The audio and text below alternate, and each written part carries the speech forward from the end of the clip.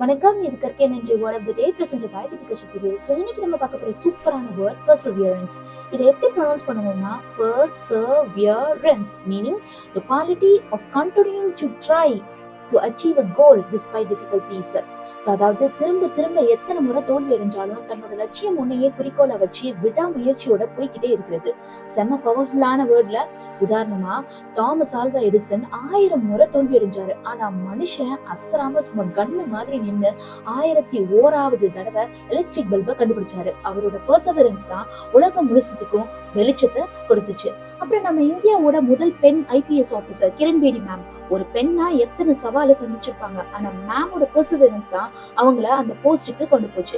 இவ்வளோ ஏன் இந்தியன் கிரிக்கெட்டோட கடவுள் அப்படின்னு சொல்லப்பட்ட நம்ம சச்சின் டெண்டுல்கர் ஆரம்ப காலத்துல எத்தனை கிரிட்டிசிசம் சந்திச்சிருப்பாரு, எத்தனை தோல்வியை தெளிவிருப்பாரு. ஆனா அவரோட பெர்சவரன்ஸ் இன்டர்நேஷனல் கிரிக்கெட் வரலாற்றிலேயே அதிகமான ரன் ஸ்கோரர் அப்படிங்கிற பெருமையை அவருக்கு தேடி தந்திருக்கு.